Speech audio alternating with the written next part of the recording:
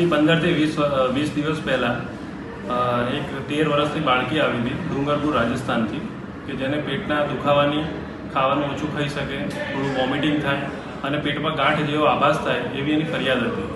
અમારે ત્યાં જેવી પ્રેઝન્ટેશન તરીકે આવી તો અમે એની તપાસ કરી. તપાસ કરતાં જાણવા મળ્યું કે પેટ ઉપર એક નાનકડી ગાંઠ જેવો આભાસ થતો હતો, કે જેના માટે અમે સોનોગ્રાફી અને સીટી સ્કેનનો રિપોર્ટ કરાવ્યા. બંનેની અંદર એવું સાબિત થયું કે હોજરીની અંદર વાળનો ગુચ્છો એટલે કોઈ ફોરેન બોડી છે, કે જેને અમે અમારી મેડિકલ ભાષામાં ટ્રાઇકોબેઝુઆર તરીકે કહેવાય છે. ટ્રાઇકો એટલે વાળ અને બેઝુઆર એટલે અનડાયજેસ્ટેડ મટીરિયલ, કે જ્યારે વાળનો ગુચ્છો અનડાયજેસ્ટેડ હોજરીમાં કે કોઈ પણ શરીરના આંતરડામાં ક્યાંય પણ એકઠો થઈને રહે છે ત્યારે એને બેઝુઆર તરીકે નામ આપવામાં આવે છે. આ પ્રકારના બીજા પણ હજી પ્રકાર છે, કે જેમ કે ફાઇટોબેઝુઆર છે, કે જેમાં વનસ્પતિ હોય કે ફ્રૂટ હોય એની છાલ રહી જતી હોય છે. ફાર્મેકોબેઝુઆર છે, કે જેમાં સસ્ટેન રિલીઝ ટેબ્લેટ હોય એનો ગુચ્છો રહી જતો હોય છે. અને બીજું છે લેક્ટોબેઝુઆર, કે જેમાં ઇન્સ્પિસિટેડ મિલ્ક, નાના બાળકો જેને મિલ્ક ફોર્મ્યુલા ખવડાવવામાં આવે કે જે અનડાયજેસ્ટેડ રહે, કે એને પણ કલેક્શન આવી રીતે બેઝુઆર તરીકે થતું હોય છે. કે મોટાભાગે આ પ્રકારના પાર્ટિકલ્સ જે બેઝુઆર તરીકે હોય છે એને સર્જિકલી રિમૂવ કરવા પડતા હોય છે. એની જાતે નીકળવાની સંભાવના બહુ ઓછી હોય છે.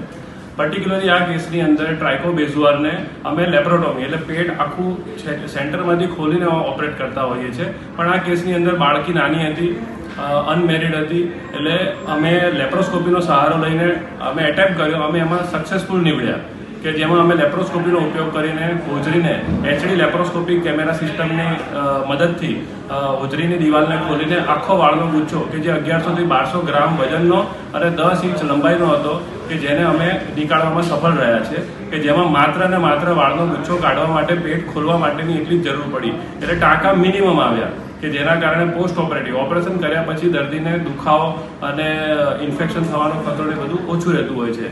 જનરલી ઓપરેશન કર્યા પછી કે જ્યારે હોજરીને ખોલીને બંધ કરતા હોઈએ એટલે મિનિમમ દર્દીને 3 થી 5 દિવસ માટે આપણે ખોરાક આપતા નથી, કે જેથી કરીને હોજરીની દિવાલ સારી રીતે સામે સંધાઈ જાય. અને એકવાર હોજરી સંધાઈ જાય પછી આપણે એને ખોરાક, પાણી ને બધું ખાવાનું ચાલુ કરાવતા હોઈએ છીએ. આજે 5-6 દિવસ પછી અમે ખોરાક પણ ચાલુ કરાવ્યો છે. દર્દી બધું ફૂડ ટોલરેટ કરે છે, પાણી પણ પી શકે છે, એને બીજી કોઈ ફરિયાદ નથી. માઇનર વૂન્ડ ઇન્ફેક્શન થયેલું છે because of sum contaminated hair, અને એના માટે દર્દીને ડ્રેસિંગ માટે અમે ખાલી રાખી છે. આજકાલના દિવસોમાં અમે એને રજા પણ આપવા માટે.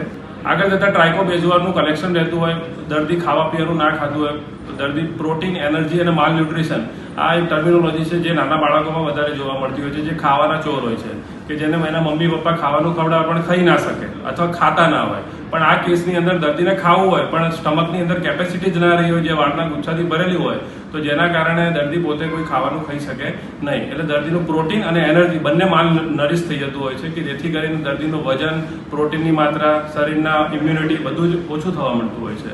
અને આગળ જતાં જો આ કલેક્શન મોટું થતું જાય તો આગળ જતાં હોજરીની દિવાલને પણ એ નેક્રોસ કરી શકે છે, પરફોરેટ કરી શકે છે, કોમ્પ્લિકેટ કરી શકે છે. એક ટ્રાઇકોટિલોમેનિયા કરીને એક ટર્મિનોલોજી છે, કે જેમાં દર્દીને પોતાના જ વાળ ખેંચીને ખાવાની આદત હોય છે. અને આ over the period of time થતું, એક દિવસમાં આટલો મોટો જથ્થો વાળનો હોજરીમાં જમા ના થાય. થોડું થોડું કરીને વાળ જમા થતા હોય અને એમાં આપણો હોજરીનો એસિડ, એનું મ્યુકસ એ બધું ભેગું થઈને એક ગઠ્ઠો થઈ જતો હોય છે.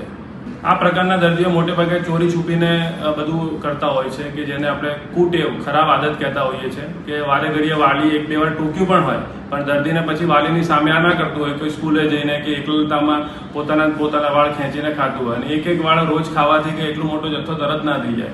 એટલે આઈ થિંક કે એને 10 થી 12 મહિનાથી વધારે સમય પણ થયો હોઈ શકે.